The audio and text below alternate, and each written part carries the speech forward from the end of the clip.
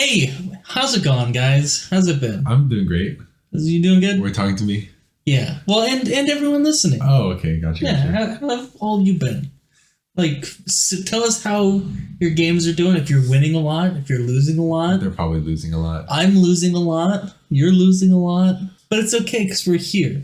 We're taking a break from losing, and we're here to discuss some things with you all. Yeah, get your hands off the keyboard, turn off the game, or delete it, and listen to this podcast. Wind back and relax as we roast LS and his team. Oh, it's LS and his team now. It's okay. LS and his team. Okay. Yeah, as we know, I think pretty recent, not too recent, FlyQuest announced and LS announced that they are partnered together. And LS, not a coach, even though a lot of people are begging for it. LS is a content creator for FlyQuest now. I think he brought a curse upon FlyQuest. Think so? Yeah. Why do you think so? Because in the playoffs against Cloud9, they had some of the worst draft decisions I've seen from them in a hot minute. Right. Not just not the worst in total, just the worst I've seen from them. Like right off the bat, we got the Renekton for Impact in the first game against Cloud9. A little bit of a curse for sure. Very curse. You know who's a bigger curse? What? So you know how a while back ago we were talking about how Gnar just has a very low win rate? Yeah. I feel like in this new playoffs and kind of like the new bot meta, Zeri is now that curse. You think so? Yeah. There's more teams losing with her than winning with her, I think. Yeah, I mean, if we do review all the games, you'll notice that Berserker did not pick Zeri at all. Did he have the opportunity to? Believe it or not, the final game, Cloud9 actually decided to ban Zeri. Yeah, well, and if you look at it from what happened this week, you had 2 3-0 game or like 3-0 matches. Yeah, I mean, I'll be honest, we won't have much to talk about. The 6 teams that won, or like the 6 matches that were the winners. Yeah. Not a single one had Zeri. In fact, most of them played against a Zeri. I think there was like 1, maybe 2 games where there wasn't a Zeri. I think there was 1 game each day where there wasn't a Zeri. But like, isn't that kind of surprising if you think about it? Because Berserker, he's pretty well known for his Zeri. As soon as he joined Cloud9 last year, he's been getting pentakill over pentakill on Zeri. And also Stixxay, I think earlier in the season, he like only picked Zeri and he was smurfing. But it's so ironic because in the playoffs, they don't pick Zeri at all and actually win because of that. Zeri's just the Norms champ. Yeah, when it gets to playoffs, no more Zeri. We're gonna take it a bit seriously. I wonder if some pros just sometimes think of like the main like season as norms, and then if they make it into playoffs, now it's like ranked where you have to try extra hard. It's like Perks where like he's like, okay, I'll try now once it's like summer. Yeah, it's just like, okay, it's try time. Let's go. Yeah. Like I wonder if any'd think like that. You have to think like eventually 1 or 2 would. Especially since NA doesn't have any of the point systems. So if you don't find MSI too valuable, what's really the point of even like playing? I mean, I'll kind of have to agree with you here. It's almost like in this playoffs, some teams actually decided to go sort of like that normal route, and other teams decided to completely flip that, be very flexible. And as we've noticed, the flexible teams won. Like you said, the Zeri pick, super common. We even see Sejuani sometimes, which is not the best to see, but we see some very mediocre and like boring drafts versus some really exciting ones. One champion that I was surprised that was picked a lot, Maokai. Because he got hard nerfed. Yeah. His items got hard nerfed. But I feel like he was a big factor into the winning teams, or like Cloud9 and Golden Guardians winning. He's a big factor. He just came out of nowhere. I mean, I don't know what was because we're Iron analysts. We don't really see the reason why we can definitely see that Zeri's bad, right? And we can see that Sejuani's bad, but we can't really see why Maokai was such a good decision here. Why do you think Maokai was so prevalent during these series? I don't know. All I do know is thanks to Gory, our low elo games will be even more sucky because more people will now lock Cassante mid. Cassante mid. Like, you know what's going to happen. They're going to lock it in. Mm-hmm. It's going to be horrible.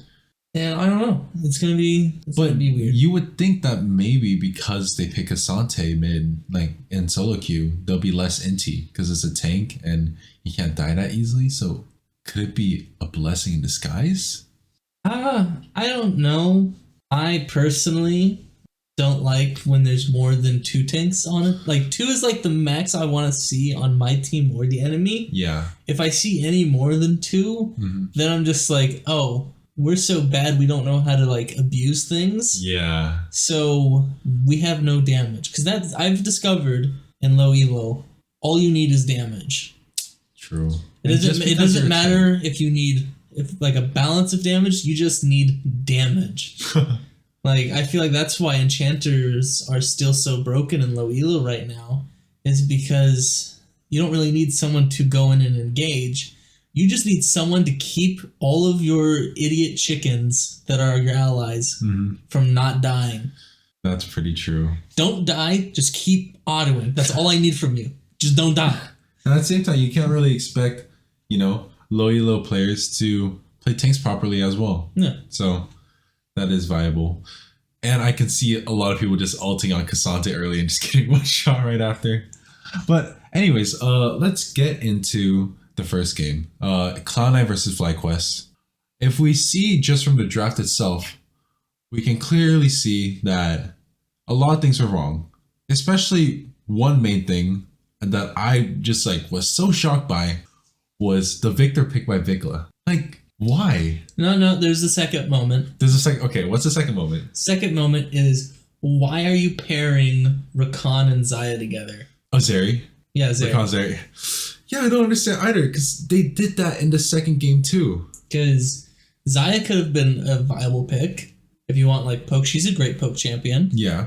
Lulu wasn't banned, so you could have easily picked Lulu. Soraka wasn't banned, you could have picked Soraka.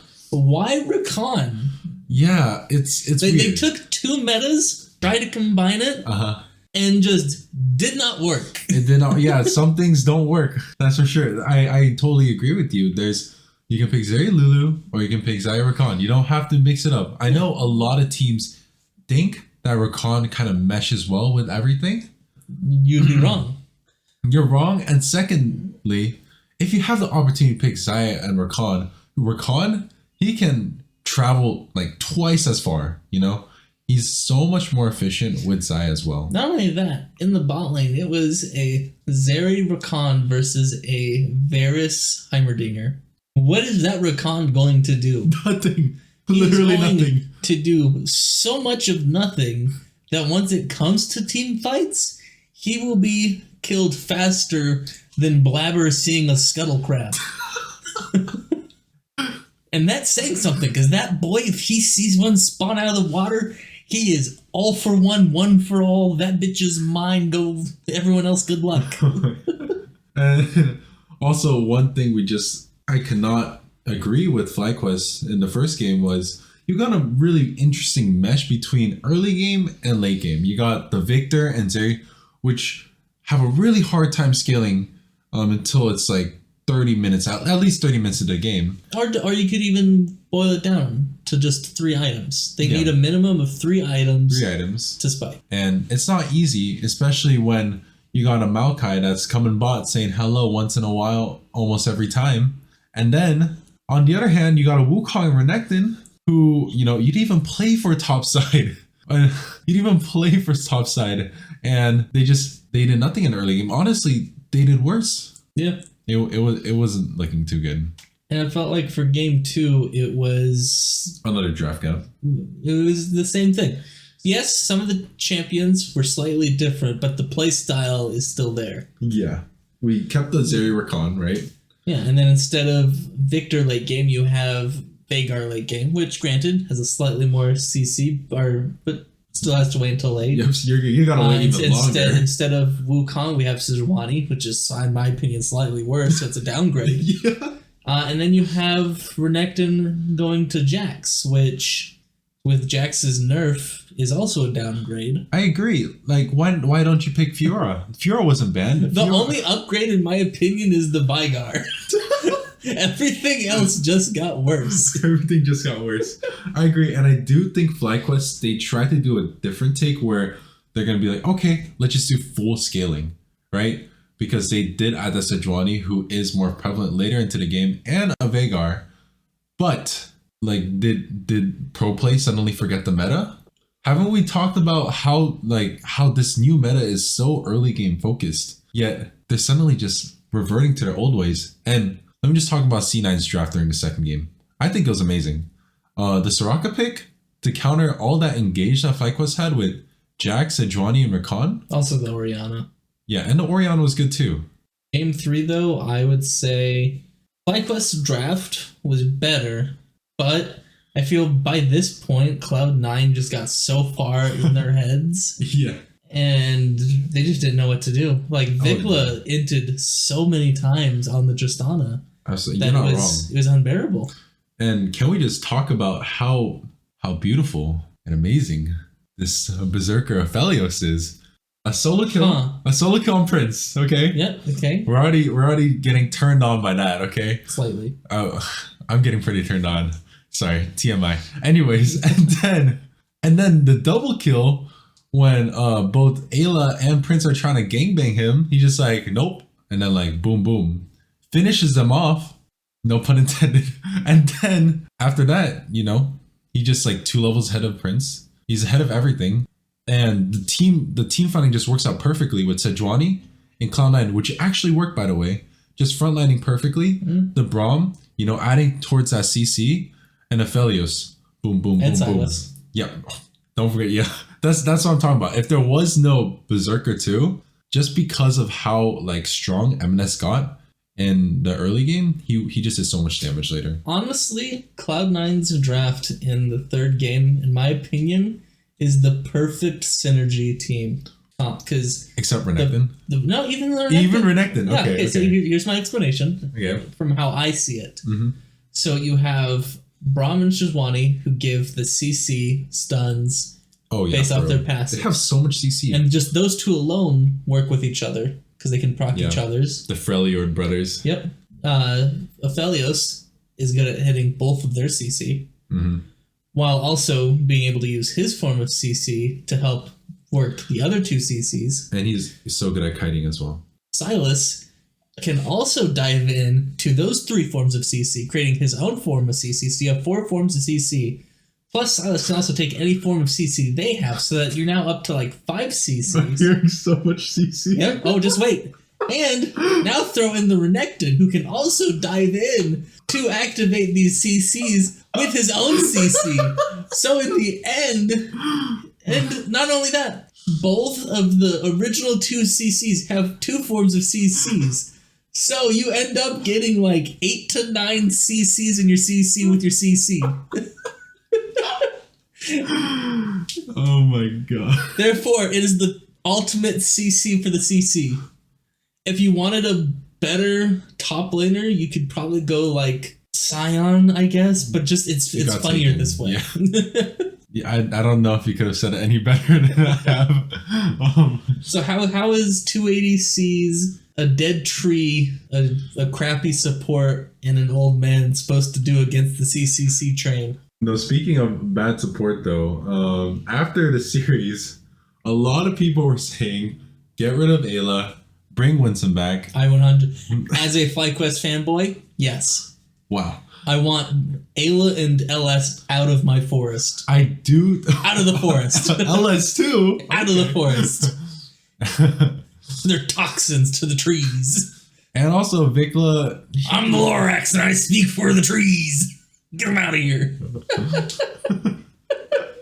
I don't think the Lorax sounds like that. Well, if the Lorax smoked a pack a day and drank a bottle of whiskey. Lorax's stepbrother or something like that. The Lorax's drunken uncle. Drunken uncle, yeah.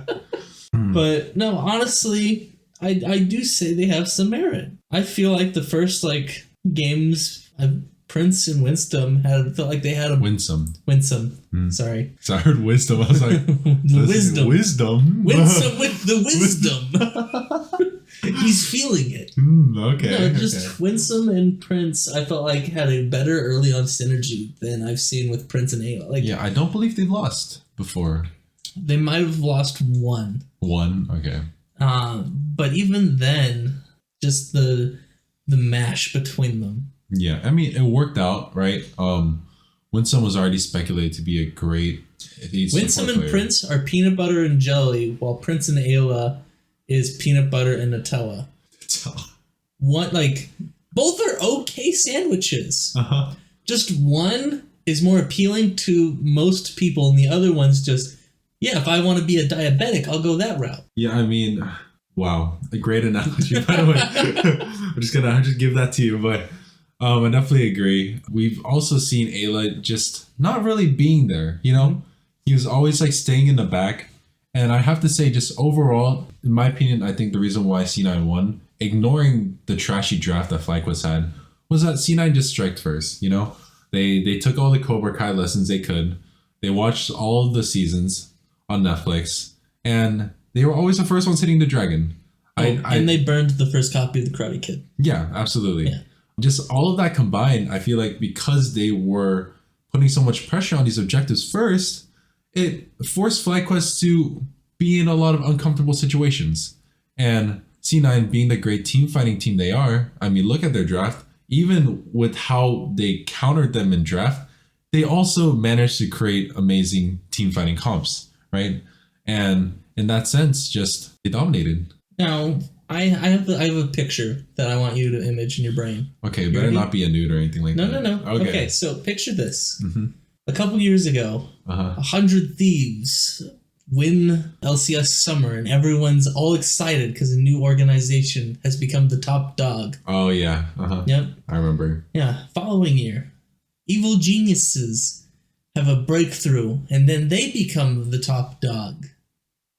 Okay. Well, Golden Guardians has shot both of them in the head this playoff season, and they are now the top dogs. Oh. Or at least the third best. At least the third best. Third best. Yeah. We take it.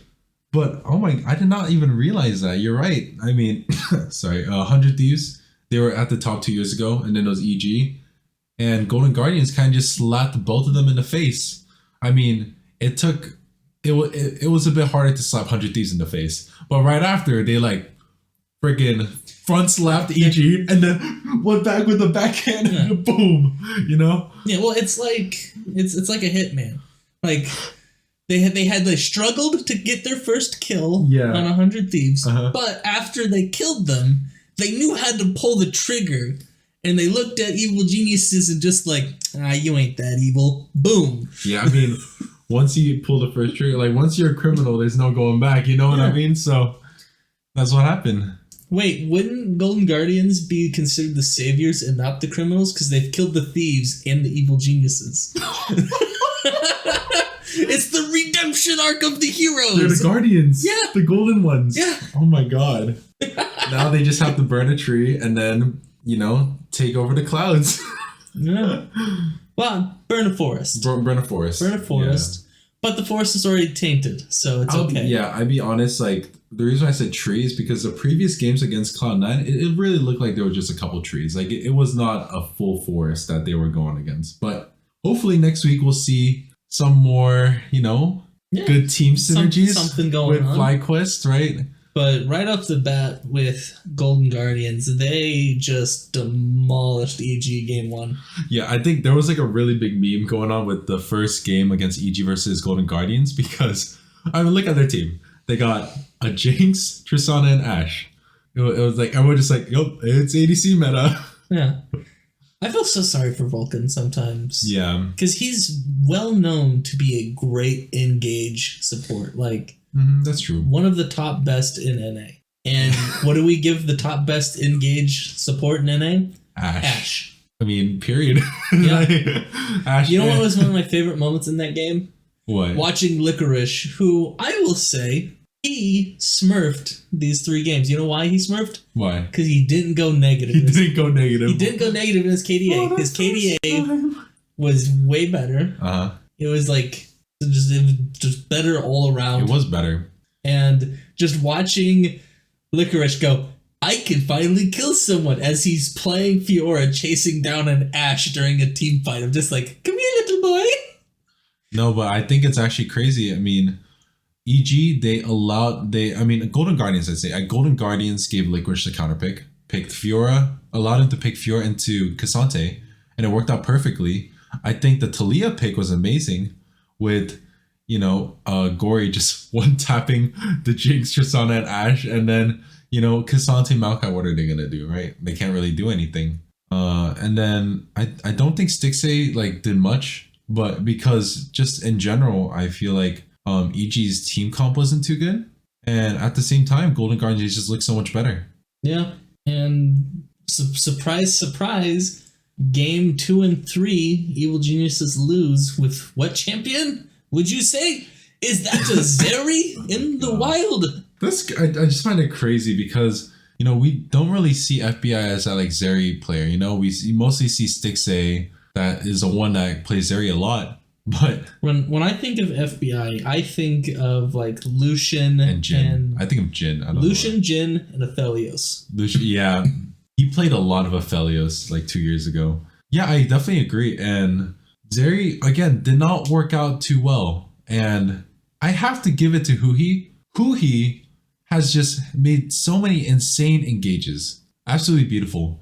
And Licorice, what do you do when you have a bad player in your team? You give him the counter pick, okay? You give him the counter pick. Here's your highest chances of winning. Don't fuck this up. Yeah, exactly. And guess what? He didn't, okay? Yeah. He didn't mess it up. The rest of the team looking solid. And that's also what I really loved about Golden Guardians. Their second game draft is that they flexed so hard. They flex pick so hard. You have the Cassante that can go top or mid, right?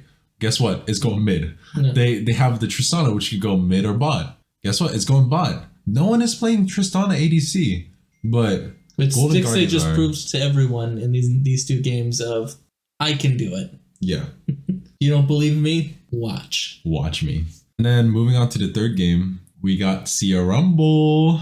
Yeah, we did. I haven't seen a Rumble in a hot minute. And we also got to see... Oh, wait, that's so funny, though. Do you know why? Because they gave Licorice the counter pick again. That they did. They gave him 3 counter picks in a row. They gave him 3 counter picks in a row. That is so funny. We also learned that the only person that can pull off a Viego in NA is Closer. Yeah. What I think is right now jungle is so weak. Even if you make a crazy lead, your XP is going to be the same as the opposing jungler. And Viego, he thrives on these early leads, right? So he needs the snowball. He needs the snowball, yeah. It's just not that possible, Honestly, I think if he still wanted to be more engaging with that kind of hyper carry, I think Lee Sin would have been a better pick. Yeah, Lee Sin would have been pretty cool. But I definitely agree. What are you going to do into... First of all, you can't really gank the bot lane because Amumu, right? Yeah. Amumu's great for peeling, great for stunning. Tristana can just jump out. Yep, just hops away.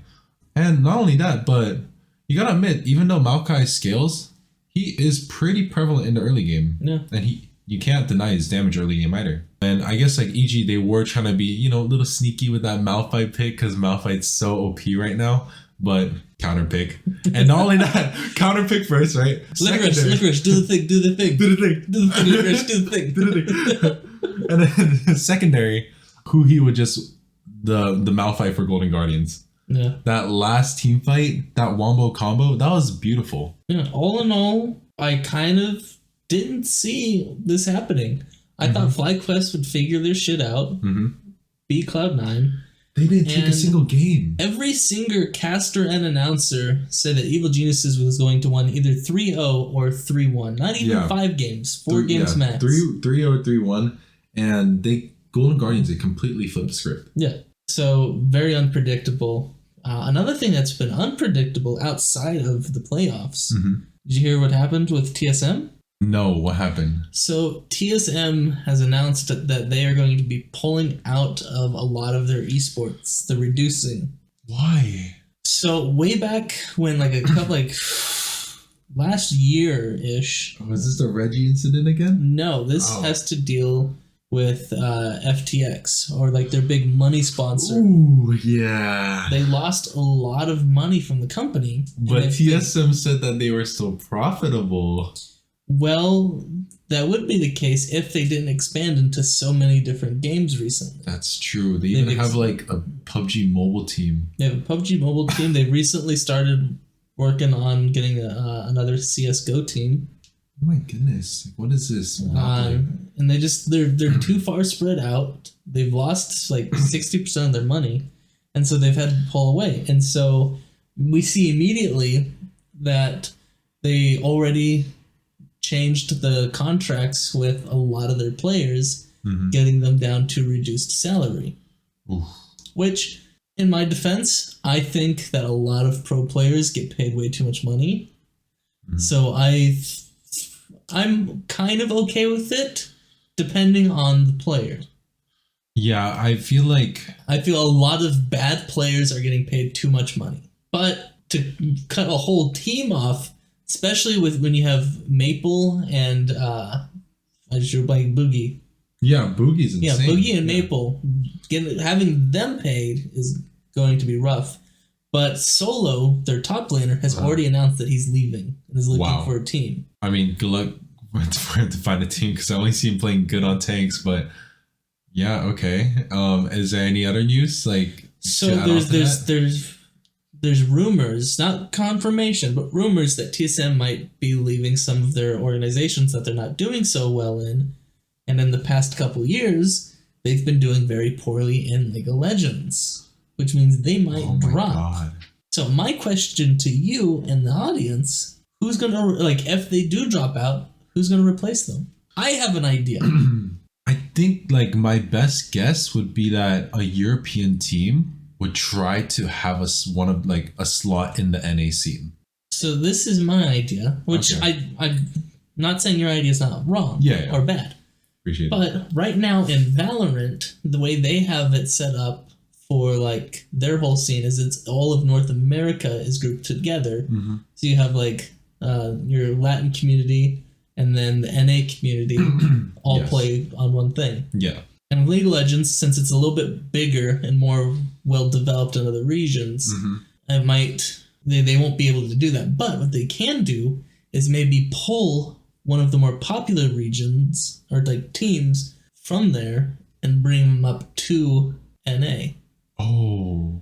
And so I was looking at those teams, and I think since their Valorant team did so well last year, Loud, that they got such a big boost from the NA community. That's true, they did. That I don't know if it would be more beneficial or not, but if they did come to the LCS, they might have more viewership, not only as a team, but then you would have all of the Latin American fans of them come and start watching the LCS to maybe give. And the Latin American fans are like really loyal as well. Yeah.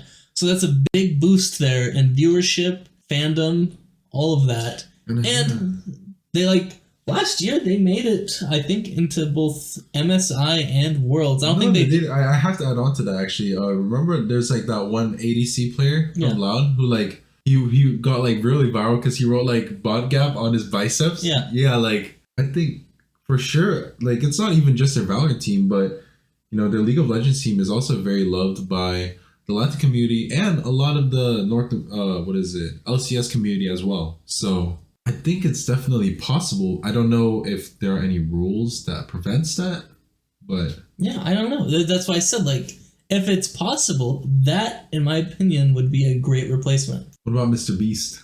He would need at least a year or two to find a good team. I think he's too busy. And he did say he wants to get the very best players. Yeah, which might be a little harder. Yeah. Dang. But hey, we'll just have to find out next week what happens for both the playoffs with finals coming up and if there's any more TSM news. But yeah, who do you think is going to win the grand finals of Spring Split? Ooh. So if Golden Guardians beat FlyQuest, I want Golden Guardians to win. No! If FlyQuest beat Golden Guardians, I pray to God that they at least win 1 to 2 games from Cloud9, but Cloud9 will win. That's like what you want or what you assume? Assume. Oh, okay. Overall, who would you want to win? FlyQuest. I'm a big FlyQuest boy, but I don't want to see 7 games of C9 versus FlyQuest where C9 just kind of rolls them over. You want to see them, fixed up? Yeah. Getting their head together. I agree. I want Cloud9 to win. That's fair. Yeah, Cloud9's cool. But we'll have to see. And can't wait to talk to you about it next week. And just all remember that Grass doesn't exist. I find myself.